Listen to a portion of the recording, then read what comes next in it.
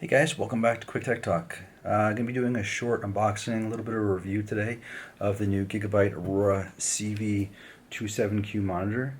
This was recently released from Gigabyte, but announced a few months ago. It's their new tactical, they're calling it a tactical gaming monitor. I think they have a few of them out. There is an F model, but that's 1080p. This one is 1440p. So before I get into the actual unboxing, let me just go over some of the specs.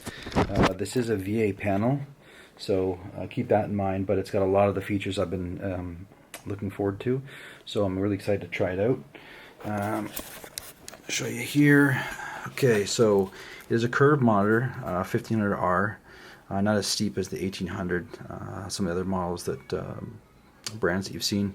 It's 1440p, 165 hertz, 1 millisecond response time.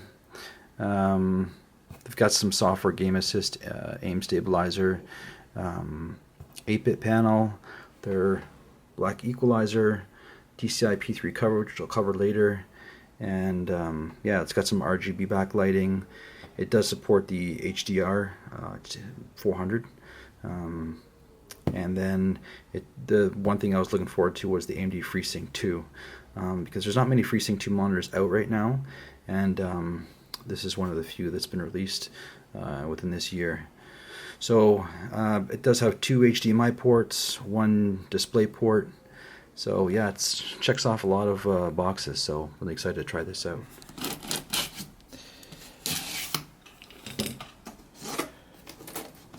So actually was just, this monitor was just released. I had been looking forward to it for the past couple of months.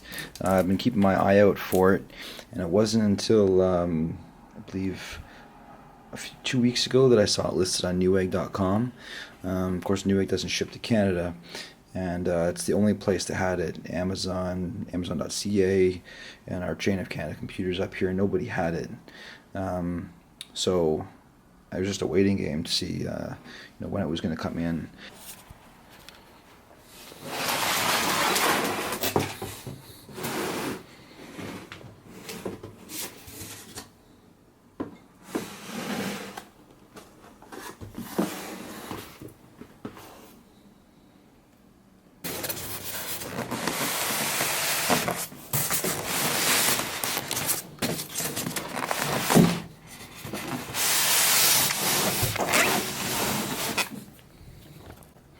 So one of the things I was unsure about with this monitor was if how I was going to feel about the curve. I've seen curves have been around for a little while. I think Samsung started it, but I wasn't sure if I'd really like it because I'm used to the flat monitors, and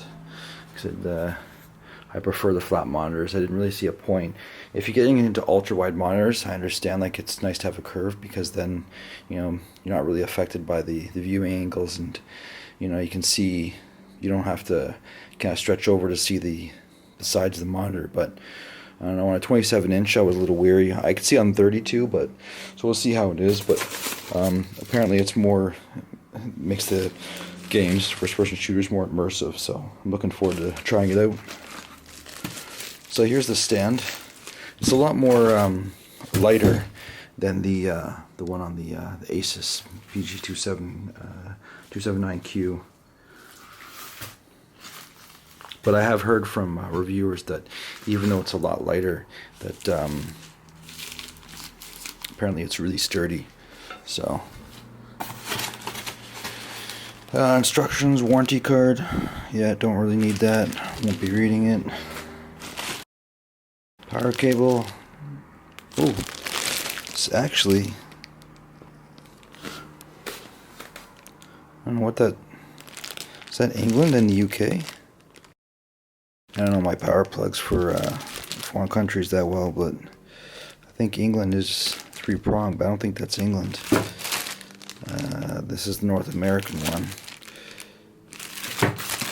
No, maybe this was the England one. It's crazy that they're giving you 3 different power cables. I mean, I know they're selling these, I've seen the reviews from as far as Australia, but it's weird that they're and that's an extra cost for them, so I'm surprised they are giving you, they're not packaging these monitors region specific. They're just including the 3 different power cables, which is a nice thing, I guess, but you know, it's a little more costly for them. So it's really surprising to see that.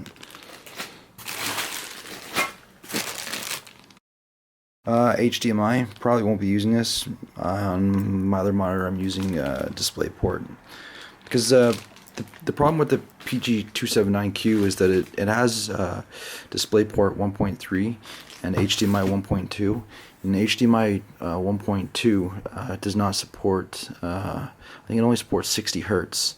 The nice thing about this monitor is that it supports DisplayPort 2.0, which I believe will then support up to 144, 165 Hertz. And it has 2 HDMI 2.0 ports and DisplayPort 1.4.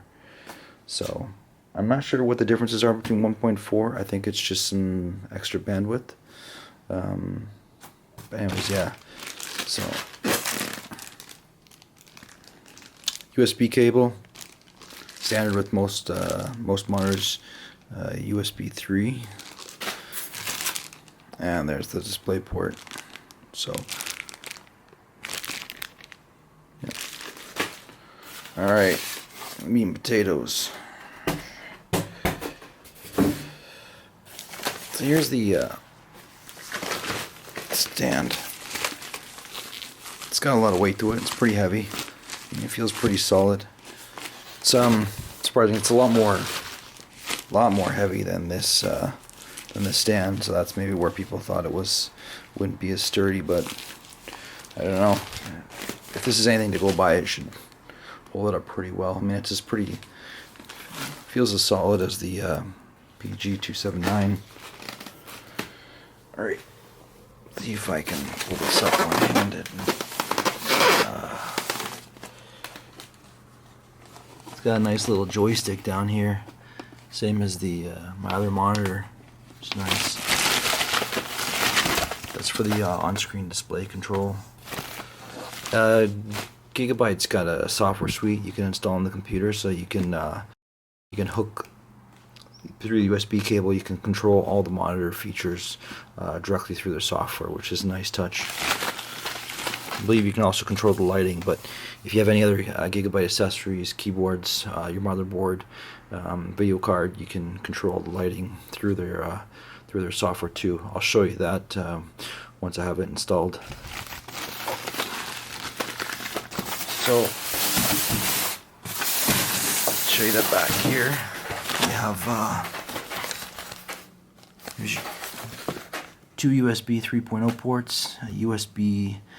Well, that's the one that goes to the computer, type B. 2 3.0 A's. Here's your display port. HDMI. There's your mic in, and there's your headphone jack and power. Let's see. This one was manufactured pretty recently, August 2019. Fresh off the boat. Alright, so here's the panel. See, it's not that. It's got a little curve. It's not too much. Yeah, it'd be a little different. I mean, I remember back in the day with CRT tubes that used to be really curved. You know, we used to use those and it didn't affect us, so maybe this won't affect me. Yeah, CG279, they're calling it a tactical gaming monitor. There are the specs again. RGB. Yeah. Alright, so I'm going to get this hooked up, and then be back with you guys in just a minute. Okay, got the monitor all set up. You can see the colors are pretty nice. I don't believe this is factory calibrated.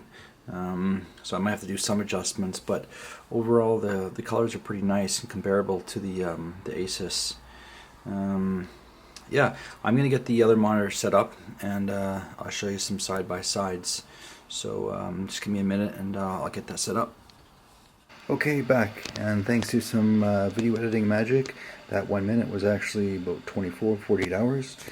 So I got the Gigabyte set up. That's the Asus. So you can see, first off, the colors. They're a little different. Well, two totally different technologies. VA, IPS. So you can see the colors are a little more washed out on the Gigabyte versus the Asus. The of them are factory calibrated. I haven't touched either of the settings, so I'm sure after playing around with the settings, tweaking, maybe getting an ICC profile, I can make the colors pretty identical to the Asus. Anyways, so you can see the curve here. It does have RGB lighting on the back, if that's your thing. I guess that's the one nice thing I do prefer about the Asus one, is that it's not as flashy. But and you can see on the stand here, the stand is pretty wide, so keep that in mind if you're short on desk space. But the legs stick out pretty much, whereas on the a lot of the different monitors in the Asus one here, it's square, it takes up a lot less space. Some more on the specs for the Gigabyte. It has a Gigabyte's black equalizer, I believe it's 3 or 2. So it's an option you can enable, and it's supposed to make the blacks more pronounced in games and movies and whatnot. I haven't tried that myself. It's something I'll have to explore.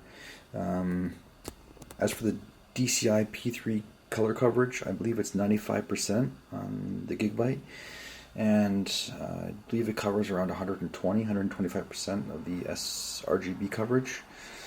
So the specs are pretty good. I mentioned earlier I believe it's 144 Hz, but it's actually 165 Hz panel. With the FreeSync 2, it'll go from 48 to 144, 165, and it also supports, it's G-Sync compatible. Now on NVIDIA's website, it doesn't list as being compatible, but the one thing I noticed, I didn't even have to check anything off. Under the under the NVIDIA control panel settings, you can see it was automatically checked off. So yeah, that was nice to see. I know the Gigabyte was, I think they had submitted whatever to NVIDIA to get the monitor certified as compatible. Now the difference is, if anyone's wondering, the Asus, when you see like the G-Sync, not just G-Sync compatible, G-Sync compatible uses the FreeSync or Async. The actual G-Sync, it has a module, NVIDIA's proprietary module and hardware inside. So the actual Gigabyte, or the Gigabyte G-Sync monitors will go from 1 Hz up to, I think, whatever the monitor supports. So this one's 165, whereas here, because it's just compatible and it's using the FreeSync or the Async technology, it goes from, the G-Sync supports from 48 up to 165. So if your frames do drop below 48 Hz, then yeah, but you'll be out of the supporting range for the G-Sync. It's the same with the FreeSync though, anyways. So, but in the Rainbow Six Siege matches that I've played, I haven't noticed any tearing or anything using this monitor. So, yeah, it's been pretty good, great overall. I haven't. People talk about the smearing, or the black smearing, or the ghosting on the VA panels. I really haven't noticed anything. It's not something that I'm looking for either when I'm getting shot at, but in the Siege matches that I've been playing, I've been trying to look out for it, but I'm not a monitor expert, but I really can't see any issues with ghosting on the VA panel, and Rainbow Six Siege is a pretty fast-paced game. So, okay, so this is just came into a match of Siege. You can see, well, on the actual monitors you can't really see it all, but over here you see a lot of the IPS glow if I'm looking at a black scene. And this is the Asus. Over here, well, you don't see it when on the actual monitor, but I guess it's coming through on the camera, but it's pretty black there. Let me So that's the Gigabyte, and that's the Asus. So typically I don't see the IPS glow, but in dark areas that's what you would see. On VA it doesn't really show. That's actually more of a reflection. But yeah, so like I really don't notice anything when moving around, and that's the Asus. So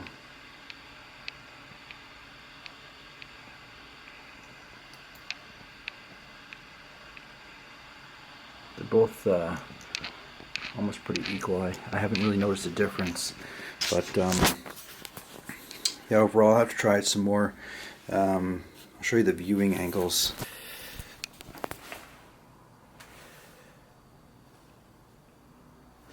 And now this is the Asus. The Asus definitely has better viewing angles, but that's to be expected because it's IPS technology, so you're definitely going to get those nice viewing angles compared to the Gigabyte one. VA doesn't have nearly as nice viewing angles, but supposedly has deeper blacks. But one of the things I wanted to try was some horror games to see how the blacks looked. But yeah, overall it's been it's a pretty nice monitor. I'm not sure which one I'll stick to right now, but overall I do like the Asus a bit more for the flat, although it took a couple hours to get used to the curve on the Gigabyte. But yeah, overall it's a really nice monitor, so I'll have to do some more testing on it. Alright, so that's been my review of the Gigabyte CV27Q, Gigabyte's new tactical 1440p monitor, VA panel. So far, I really like it. It's lived up to what I was expecting. I'm waiting a long time for Gigabyte to get it released, and so yeah, glad to finally be able to try it out. Anyways, thanks for tuning in. If you enjoyed the video, please like, subscribe, and I'll see you in the next one. Thanks. Bye.